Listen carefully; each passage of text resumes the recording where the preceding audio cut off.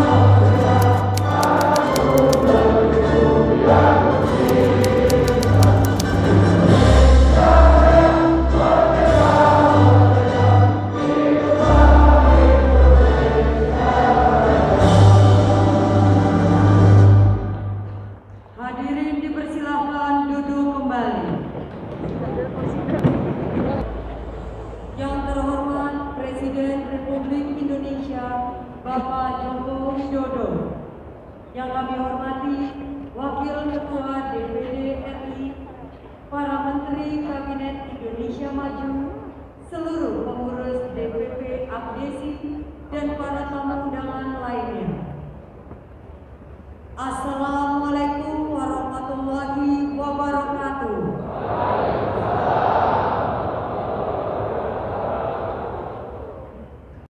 Ini aspirasi teman-teman se-Indonesia.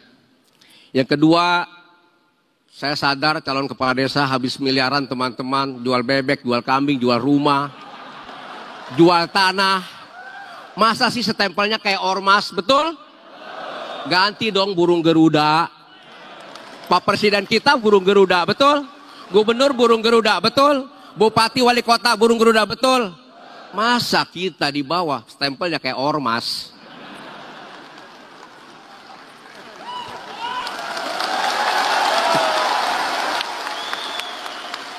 Jangan salahkan kami kalau rakyat di desa, warga desa tidak tahu lambang burung Garuda dan lambang negara. Karena korespondensi itu paling banyak surat menyurat di desa dengan burung Garuda di bawah. Oh, ini ternyata lambang kita, burung Garuda. Sekarang banyak yang nggak tahu lambang kita burung Garuda, taunya setempelnya kayak ormas. Itu bagian sosialisasi masalah lambang burung Garuda.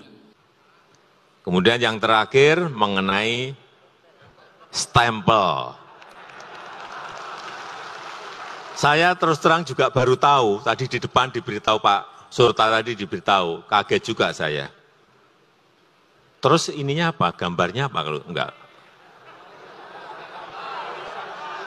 Hanya tulisan saja.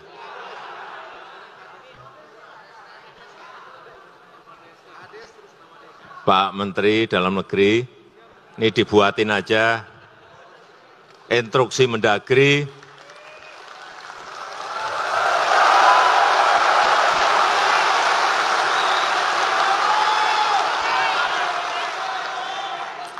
capnya pakai burung Garuda.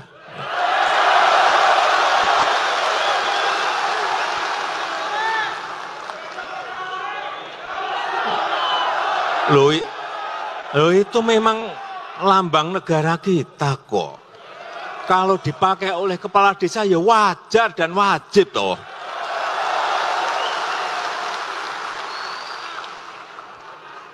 Clear semuanya. Yang berkaitan dengan dana desa. Sekali lagi saya ulang, sampai tahun ini dana yang disalurkan untuk desa itu 468 triliun. Ke desa. Jangan dipikir ini uang kecil loh. Ini uang gede sekali. Besar sekali. Dalam sejarah negara ini berdiri, desa diberi anggaran sampai 468 triliun itu belum pernah. Oleh sebab itu hati-hati dalam mengelola, memanage duit yang sangat besar sekali ini. Sebetulnya kemarin, kalau tidak ada COVID di 2020, saya sudah berpikir akan menambah, melompatkan anggaran desa itu lebih gede lagi, tapi Tuhan belum mengizinkan. Karena uang yang dipakai COVID di 2020 itu sudah 690 triliun. Gede sekali. Gede sekali. 2021 740 triliun. Gede sekali. Sehingga dana seluruh kementerian juga kita potong, kemudian dana untuk desa juga sedikit kita potong. Sedikit loh ya, sedikit kita potong. Tidak banyak, sedikit. Nanti tahun depan, insya Allah dikembalikan atau dinaikkan lagi. Dari 468 triliun tadi, saya tadi bisik-bisik ke Pak Surta. Pak Presiden, ya di pemerintahan desa ini diberi dana operasional desa.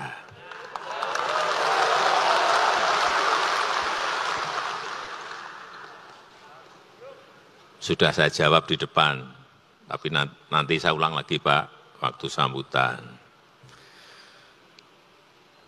Pak Surta minta, Pak, kalau bisa ya 4% atau 5% dari total anggaran. Ndak. Untuk yang pertama, ya saya berikan 3%.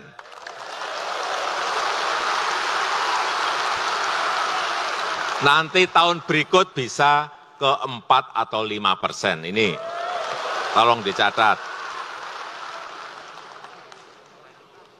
Bapak Ibu semuanya kan juga sudah dapat dari pemerintah kabupaten.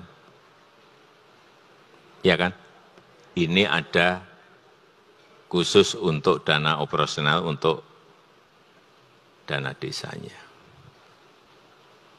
Tapi saya menyadari betul kerja keras Bapak Ibu sekalian karena hasilnya tadi sudah disampaikan oleh Pak Mendagri, Pak Tito, jadi jalan desa berapa, jadi embung berapa, jadi irigasi berapa, jadi jembatan berapa. Semuanya jelas, konkret, fisik ada. Ini akan menjadi penopang pertumbuhan ekonomi di desa maupun nanti diagregatkan menjadi pertumbuhan ekonomi nasional. Jalan desa, coba lihat jalan desa, 227.000 kilometer jalan desa. Ada yang tidak percaya. Pak, 227.000 kilometer itu panjang sekali loh. Ya saya jawab, ya panjang, tetapi itu masih sedikit. Karena kalau dibagi dengan jumlah desa yang ada di negara kita 74.900, artinya itu baru 3 kilo per desa kira-kira. Ya enggak? Kan biasa dalam satu desa ada tambahan 3 kilo, tapi sebuah pekerjaan yang besar ini 3 kilo buat saya. Tapi itu pun masih ada yang sanksi.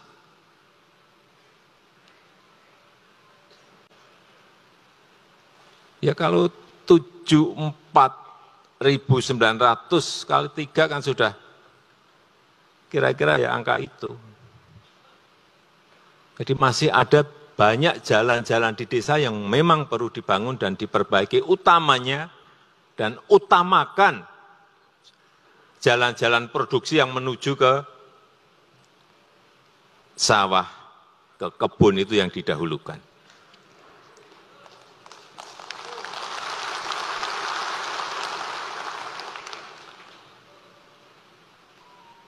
Embung, irigasi, dan lain-lain. Jembatan pasar desa, BUMDes, tambatan perahu, banyak sekali. Saya cek satu persatu. Kemudian yang berkaitan dengan kualitas hidup, banyak sekali. Pembangunan air bersih, posyandu, polindes, drainase, sumur, PAUD, MCK, ini juga dari dana desa. Dan itu akan memperbaiki kualitas hidup, kualitas SDM, dari masyarakat di pedesaan. Jangan ada yang menyaksikan betapa sangat bermanfaatnya dana desa yang telah kita kucurkan ke desa-desa.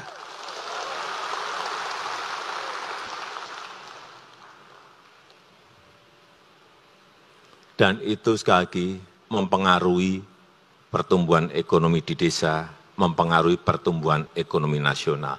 Saya hanya titip, ini sudah bolak-balik saya sampaikan, kalau membangun fisik ataupun non-fisik, gunakan bahan-bahan material dari desa itu.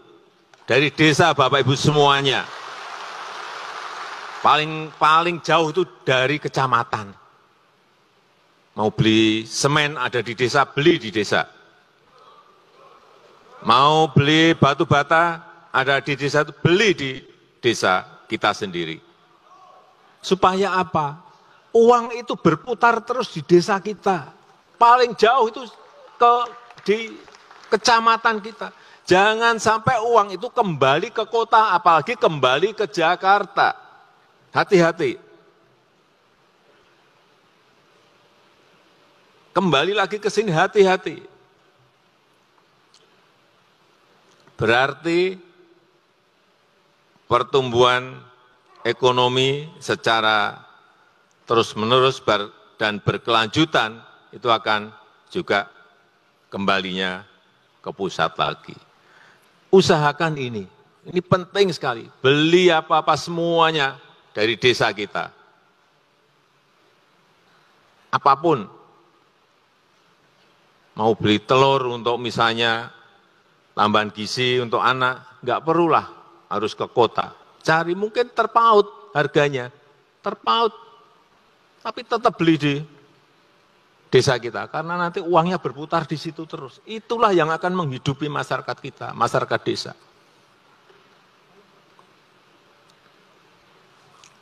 Dan pada akhirnya nanti akan menurunkan angka kemiskinan di desa. Dan sudah kelihatan. Coba dilihat kurvanya, sudah turun terus. Turun terus. Kita harapkan ini, kalau enggak pandemi sebetulnya sudah agak tajam, tapi karena ada pandemi, naik sedikit lagi. Ini yang kita harapkan, kenapa pembangunan itu dimulai dari desa. Kemudian untuk tahun ini total yang ditransfer nantinya 68 triliun. Ini sampai pagi tadi saya cek, udah berapa sih serapannya? Masih 13,5%. Mungkin juga tadi keluhan dikarenakan laporan SPJ-nya yang terlalu ruwet dan bertele-tele, betul? Pak Mendagri, ini coba diurus dengan Kementerian Keuangan agar yang namanya SPJ itu tidak ruwet-ruwet.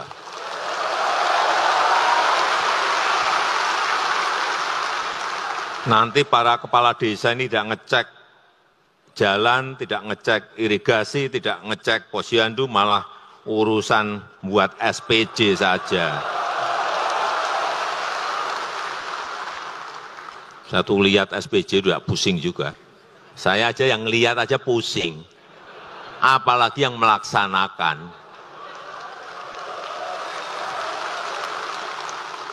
Tapi saya sudah bolak-balik perintah mengenai ini. Ternyata nggak mudah juga merubah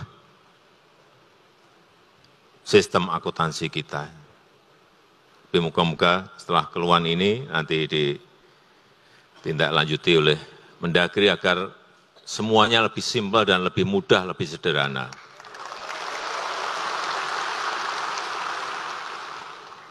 Kemudian yang berkaitan dengan BLT desa. Tadi Pak Ketua Abdesi menyampaikan jangan maksimal 40%, jangan minimal 40%, tapi maksimal 40%, ya saya setuju.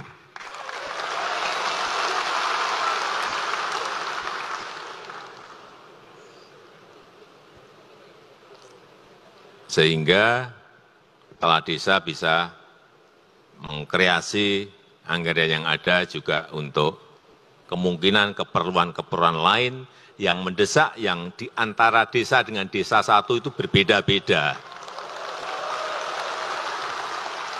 Diskresi itu yang kita berikan kepada kepala desa.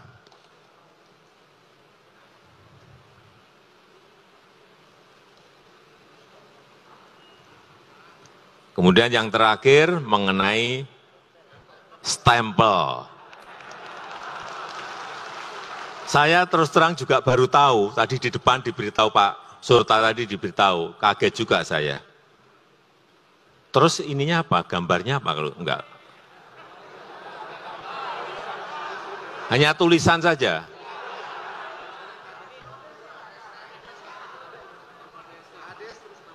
Pak Menteri Dalam Negeri, ini dibuatin aja instruksi Mendagri.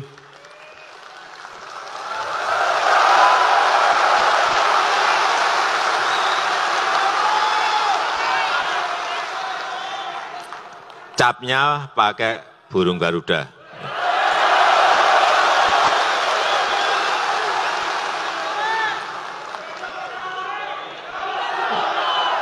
Loh itu memang lambang negara kita kok. Kalau dipakai oleh kepala desa ya wajar dan wajib toh.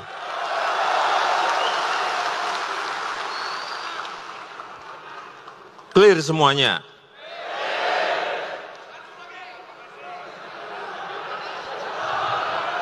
Saya rasa itu yang bisa saya sampaikan pada kesempatan yang baik ini. Saya sangat menghargai sekali kerja keras Bapak Ibu semuanya dalam pembangunan di desa-desa yang kita miliki, dan kita harapkan kesejahteraan, kemakmuran di desa-desa kita segera bisa kita wujudkan.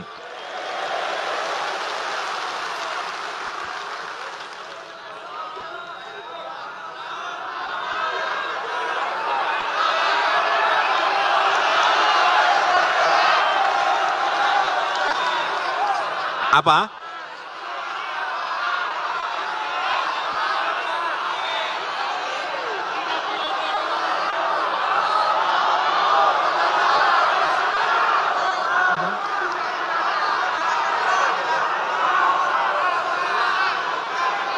Apa?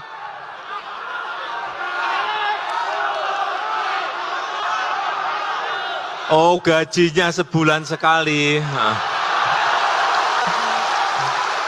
Pak Mendagri, ini masih satu yang belum dijawab. Setiap bulan, udah.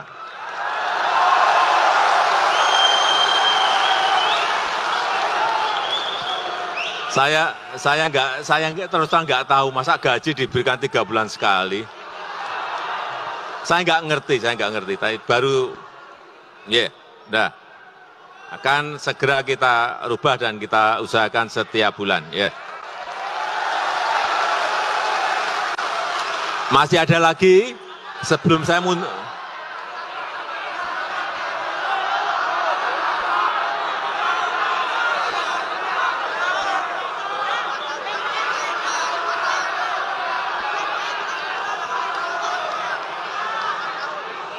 ini apa itu usulannya banyak sekali, nanti saya jawab. Nanti dikumpulin aja di Pak Ketua Abdesi, Pak Surta, nanti kita kaji semuanya satu-satu hal-hal yang menyebabkan desa tidak lincah, desa tidak cepat, kemudian keputusan-keputusan yang bisa didelegasikan ke desa apa nanti akan semuanya kita rubah. Yeah. Saya rasa itu yang bisa saya sampaikan pada kesempatan yang baik ini. Terima kasih. Wassalamualaikum warahmatullahi wabarakatuh.